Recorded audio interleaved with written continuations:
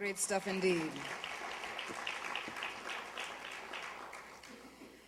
And thank you very much, Nigel, for your vision and leadership and insightful words.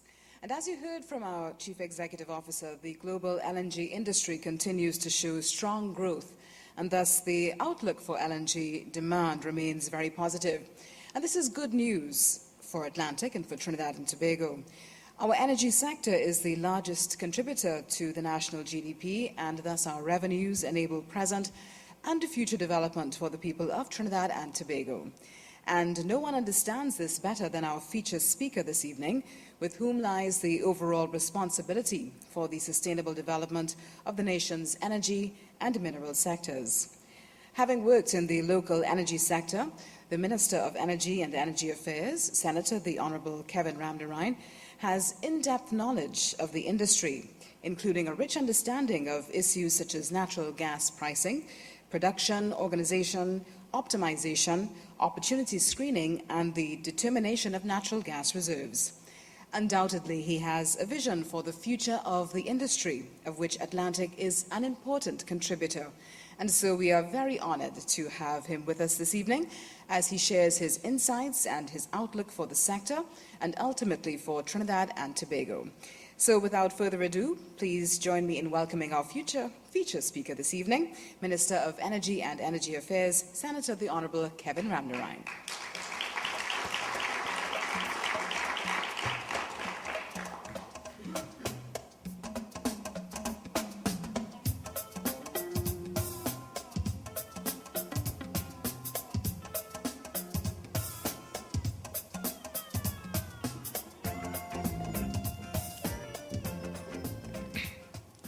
Thank you very much. His Worship, the Mayor of Point Fortin, Chairman of Atlantic, our good friend, Mr. Gordon Dean, CEO of Atlantic, Nigel Dallo, other members of the Atlantic leadership team, representatives of the shareholders who I see here tonight of Atlantic. I also want to recognize Mr. Munilal Lalchan, who is an employee of Atlantic and is also serving the private sector in his capacity as President of the Trinidad and Tobago Chamber of Industry and Commerce. And I also recognize Dax Driver, Dr. Dax Driver, CEO of the Energy Chamber. Private sector is a very important dimension of the national economy. All other distinguished guests here tonight, members of the media, ladies and gentlemen. This is not a Chelsea tie. It's not a Chelsea tie. Okay? And truth be told, I am a great fan of Liverpool, have been for almost 30 years, and of course, they were almost there. And tomorrow, the final song will be sung in England, and we'll find out who the champion is. But it looks like it's going to be going back to the city of Manchester, but not to United.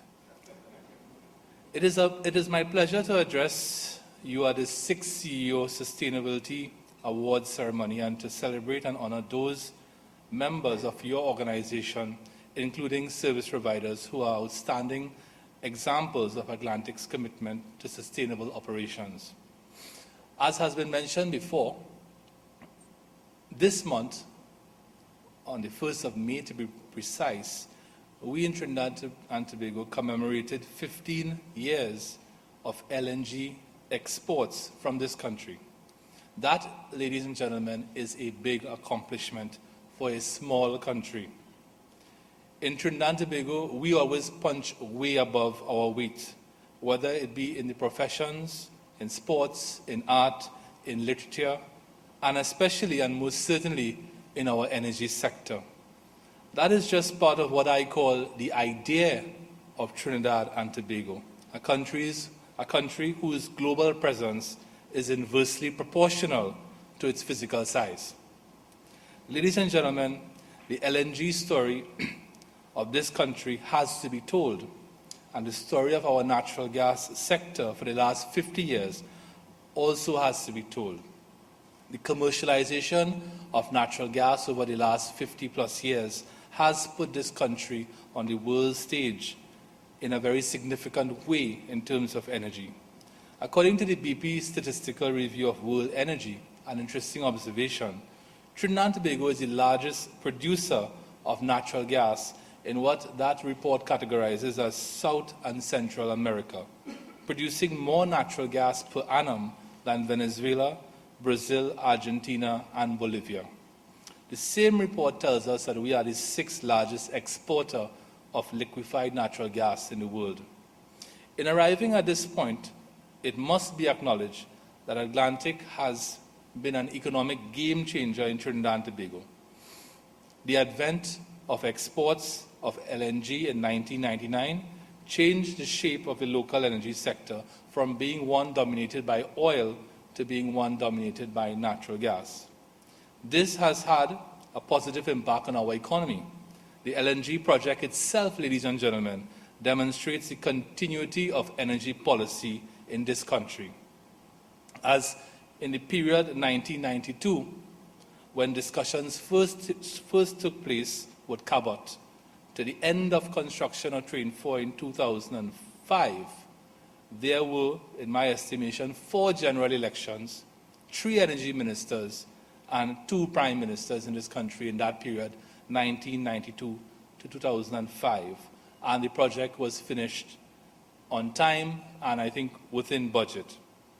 If you want to read about the history of this LNG industry, you can find good papers on the websites of the James Baker III Institute for Public Policy of Rice University and the Center for Economics of the Jackson School of Geosciences of the University of Texas at Austin. I make that point for a reason because sadly, it seems that our local universities have little or no interest in the political economy of the energy sector of Trinidad and Tobago. You have to go to the Rice University and to the Jackson School of Geosciences to read about the history of our LNG sector.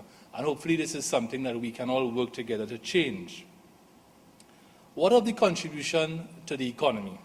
Starting from a single train operating, that's Train 1, of capacity, I think, of just over 3 million metric tons per annum in 1999, Atlantic's operations grew to 4 trains by the end of 2005, with a nameplate capacity of just over 15 million metric tons per annum of LNG. The birth of the LNG industry in 1999 and its growth from 1999 to 2005 was the main driver of the economic expansion of this country in that period. I can tell you that the LNG industry, and in particular the diversion of LNG cargoes, continues to play an important role in supporting government revenue. Ladies and gentlemen, the Ministry of Energy, make no doubt about it, keeps a very close eye on where our LNG cargoes go to and the resultant netback prices. Our policy is that we must get the best value from these cargoes for the country. This is something we will not compromise on. The impact on government revenue from the LNG industry comes in the form of corporation taxes paid by Atlantic and from taxes and royalties collected from the upstream companies such as BP and BG who supply natural gas to the Atlantic facility. It should be recalled that at the inception of the industry in the year 1999, the U.S. market was a major destination for our cargoes of LNG. Indeed, in the year 2004, some 10 years ago, 93% of our LNG was exported to the United States. That, of course, has now changed in very dramatic fashion. As a result of the shale gas revolution and increasing natural gas production in the United States, Trinidad and Tobago's exports to the U.S. have steadily fallen, reaching now a new low of 10.6% in 2013. This is a trend that we expect to continue since the U.S. is expected to commence exports of LNG in 2015. The majority of our LNG now finds its way, ladies and gentlemen, not to the United States, but to South America, which now accounts for 44% of the exports from Point Fortin in the year 2013. But what does the future hold? And I've said before in a lecture recently that we spend too much time in this country talking about the past. And we need to spend more time, Richard, talking about the future, because the future is where we will all eventually live. The global LNG business, ladies and gentlemen, as Nigel mentioned, will continue to grow and continue to expand into the very foreseeable future. On the supply side, globally, there is growth. Globally, according to the International Gas Union, the total LNG capacity in the world at this point in time is 281 million tons per annum, of which this country accounts for just over 15 million tons per annum, or 5.3%. Recent additions have been the Pluto LNG project in Australia and the Angola LNG project. As of mid-2013, there were 30 trains under construction with a total capacity of 110 million tons per annum. A lot of this new supply will come from Australia, the United States, and later on from East Africa. Therefore, it is clear that supply is set to grow in the coming years. On the demand side, there is also growth, as is evidenced by the number of new regasification terminals that have been built in the last decade. At the end of 2012, there were 98 regasification terminals in the world, and that number will grow as demand for natural gas increases in Asia and countries demand cleaner burning fuels for power generation and transport. There is also expected to be demand coming from a growing market for LNG as fuel for ships. So globally, the industry is growing, and with growth comes competition. What then is the future of Atlantic? And Nigel has answered that question already. I posit, like Nigel, that our 15 million tons of LNG at Point Fortin will always have a place in this world. And I base that conclusion on three assumptions, most of which he touched on. The first assumption is that in the medium term, demand, at least into the next decade, demand for LNG will continue to outstrip supply. That is the general view of most analysts. The second assumption is that Atlantic is based on this. Atlantic is one of the best run LNG facilities in the world, as evidenced by its 25 million man-hours without an LTI, a clear indication of the capability of the workforce and the company's commitment to safety. This performance surpasses that of major LNG producers such as Egypt, Nigeria, Yemen, Angola, and Algeria, who have had significant disruption of their LNG operations over the years. Indeed, ladies and gentlemen, I can say with authority that Trinidad and Tobago is the most reliable supplier of LNG in the Atlantic Basin. We have not had the problems of LNG facilities in Egypt, Algeria, Nigeria, and more recently, the new kid on the block, Angola. In fact, before I came to speak here, I Googled on my phone the following string of words: force majeure LNG. And if you Google force majeure LNG, there's no story on Trinidad and Tobago. And I've asked people tonight if they could recall if there was ever a force majeure on LNG cargo in Trinidad and Tobago, and nobody seems to be aware of that. So that's something we could probably research to make sure we are 100% sure. But just do the Google search, and the names that come up are Nigeria, Egypt, Algeria, and so on, not Trinidad and Tobago. Atlantic's performance can be best exemplified, in my view, by the Train 3 shutdown that was undertaken between the period September 3rd to September 30th, 2013. This was the largest and most challenging shutdown ever undertaken in your 15-year history of operations, employing some 2,500 service providers at peak. This shutdown, ladies and gentlemen, was part of a wider national program of planned maintenance in the energy sector that took place between September and October 2013. And as Nigel would tell you, a large percentage of that 2,500 service providers were green hats, persons who were seeing the Atlantic facility in Point Fortin for the very first time. So just managing that dynamic itself would have been a tremendous achievement. That shutdown, the Train 3 shutdown, is mentioned in the booklet here tonight. And I think there may be some awards around persons who took part in that Train 3 shutdown. The overall national shutdown that took place in the energy sector involved the shutdown and turnaround works on the Cassia B hub, operated by BP, the Dolphin platform, operated by BG, Atlantic Train 3, and 9 plants at the Point Lisas Industrial Estate. And of course, all this happened at one point in time. 25% of the country's natural gas supply was offline.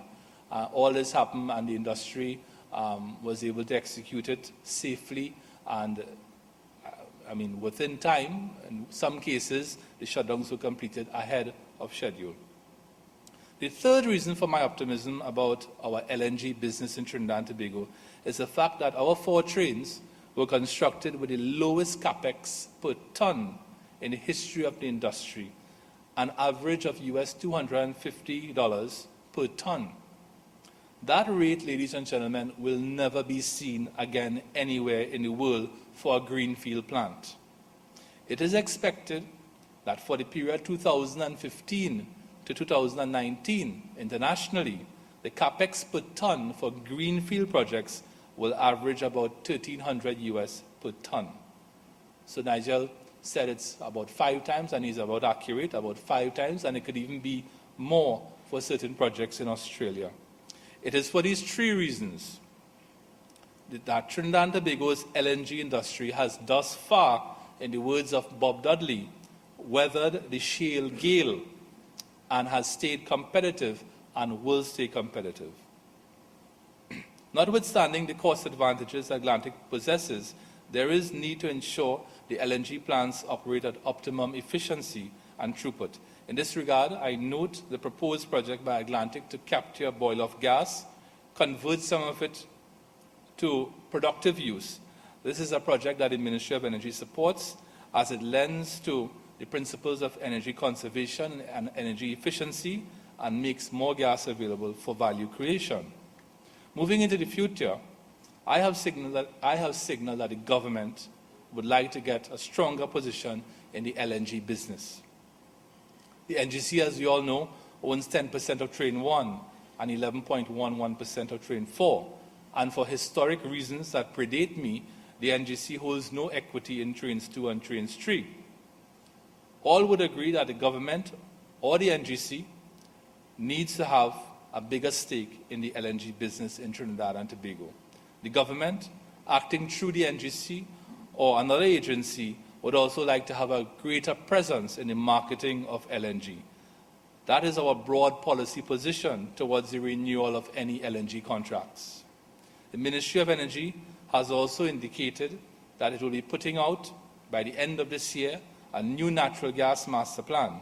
Procurement for a consulting firm is taking place through the Central Tenders Board.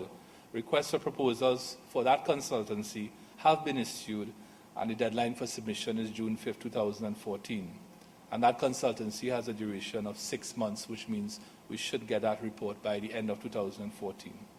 The findings of the consultants will be used to support policy formulation and decision-making as we move forward into what is a very critical period in our natural gas sector. Indeed, I have been looking at the supply forecasts into the not-too-distant future. I have been attending the annual technical meetings with the major upstream players, and the key message that is coming out from analyzing these forecasts is that with the correct incentives, the right policy, and the investment, the supply of natural gas in this country at today's rates of 4.2 BCF per day will continue well into the next decade. So Nigel is very correct to be optimistic that in 15 years from now, in the year 2029, it is very likely that we will have an LNG business in Trinidad and Tobago with the same capacity that we have today. That, of course, is good news for Trinidad and Tobago, and is a reason to be hopeful. It will, however, ladies and gentlemen, require huge investments. And BP and BG, the main suppliers of natural gas to Atlantic, are already signaling that they are prepared to make these investments. In the period 2014 to 2016, the ministry forecasts that US $9.5 billion or TT $61 billion will be invested mainly by upstream companies in this country. That is a huge turnaround in the FDI pattern in this country, and tells me that the incentives and the policies that we have put in place are working. As an example, there are currently 28 active production sharing contracts that are being managed by the Ministry of Energy. One of these production sharing contracts, just to give you an idea, is Block 6 production sharing contract, dates back to the year 1974. Of those 28 active production sharing contracts, 12 were signed in the last 4 years. And of those 12, 7 are for deep water acreage. Ladies and gentlemen, the wealth of nations, to borrow from Adam Smith, makes little sense if our fence-line communities don't feel that they are part of the wealth that is being created by the energy sector. Atlantic has decided to contribute to society in a very positive way, and we applaud that. With the Inter-American Development Bank, it has partnered on local economic development programs for the southwest region of Trinidad and has fostered development in other areas such as sport, as we have seen, education, and the environment. And I wish to add on the issue of the Southwest Peninsula that the highway to Point Fortin will be built. And Point Fortin with TGU already finished and with a capacity of 720 megawatts. I'm speaking about the Southwest Peninsula, Labre with TGU, highway to Point Fortin, and the NEC is about to embark on significant infrastructure works in Labidco on Bird 2 and Bird 3.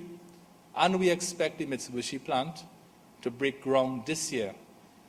The landscape is being set for the development of Point Fortin, and we commend Atlantic as being one of the first movers in the Southwestern Peninsula to contribute to the economic development of that part of the country. In knowing that you as a company, as Nigel said, one of the best companies that he has worked for in the world. In closing, I would like to say that I'm touring Atlantic on Wednesday with the chairman and the CEO and other members of the leadership team. It's my third visit to Atlantic, second visit to Atlantic as Minister of Energy, and we will witness the loading of a LNG cargo. I think the name of the ship has changed as it might be a Shell Cargo TC. So we look forward to visiting you all on Wednesday when we get a chance to once again view firsthand the world-class operations that you all have in place in Point Fortin. I commend all the persons who work at Atlantic, especially on behalf of the government and on behalf of the country.